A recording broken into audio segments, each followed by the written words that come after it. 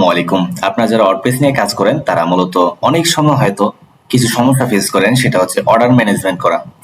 তো সেই কথা চিন্তা করে আমি একটি প্লাগইন ডেভেলপ করেছি। সেটা দেখতে পারতেছেন যে ওয়ার্ডপ্রেসের সেলস ড্যাশবোর্ড নামে একটি প্লাগইন আমি তৈরি করেছি। এখানে দেখতে পারতেছেন যে টোটাল সেলস এবং টোটাল অর্ডারস এবং পেন্ডিং, প্রসেসিং, অনহোল্ড এবং কমপ্লিট, ক্যান্সেল, ফেলস এবং রিফান্ডেড।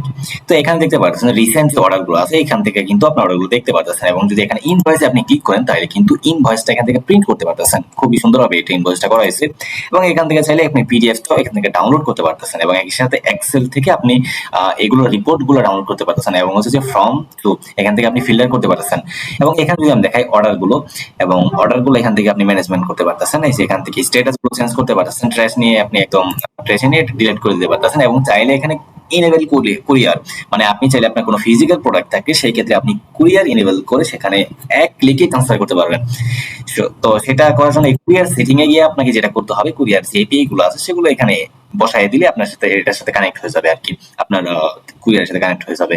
এবং এখানে আমি যেটা দেখাবো কাস্টমার ব্লকিং, আমি একটা সিস্টেম দেখাই। এখানে দেখেন, এই যে এখানে আমি যদি একটা সেলস ড্যাশবোর্ড আমাদের যে প্লাগইনটি রয়েছে 899 টাকা, সেটা দিয়ে আপনি কি কি পাচ্ছেন: advance order management feature, customer blocking system, এবং হচ্ছে যে টেলিগ্রাম অর্ডার নোটিফিকেশন, এবং হচ্ছে যে কুরিয়ার সিস্টেম, মানে এবং হচ্ছে প্রফেশনাল পিডিএফ ইনভয়েস, মানে 5টি শক্তিশালী জিনিস পাচ্ছেন, সিস্টেম পাচ্ছেন এটার ভিতরে।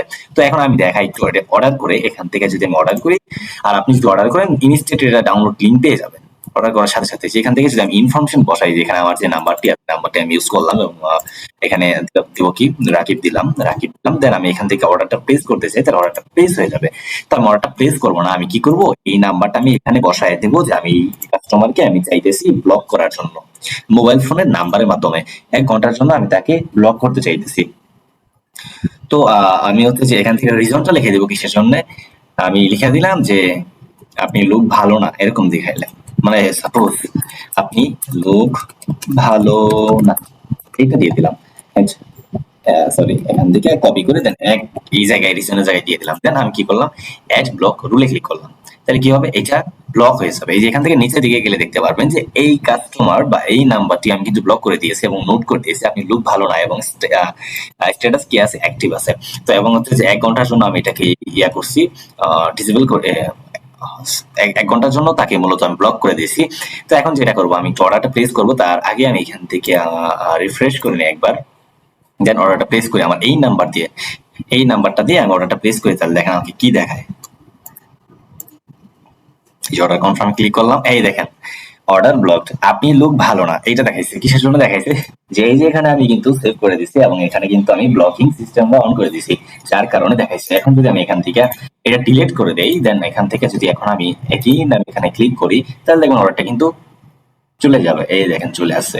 তো বুঝতে পারছেন আশা করি যে এখানে কাস্টমার ব্লকিং যে সিস্টেমটা সেটা খুবই অ্যাডভান্স ভাবে আমি এখানে ডেভেলপ করেছি, এবং একই সাথে এখান থেকে পিডিএফ ইনভয়েস গুলো আপনি এখান থেকে ডিজাইন করতে পারতেছেন, ডাউনলোড করতে পারতেছেন, এবং টেলিগ্রাম নোটিফিকেশন এখান থেকে আপনি টেলিগ্রামে বট নোটিফিকেশন গুলো এখান থেকে চাইলে আপনি নিতে পারতেছেন। মানে আপনার কোনো অর্ডার আসলে সেটা টেলিগ্রামে মেসেজ যাবে, এবং ক্যান্সেল, প্রসেসিং, মানে টোটালি আপনার যে যতগুলো ম্যানেজমেন্ট সিস্টেম আছে সবগুলো কিন্তু এখান থেকে মেসেজ যাবে। এরকম ভাবে আমি এটা ডেভেলপ করেছি।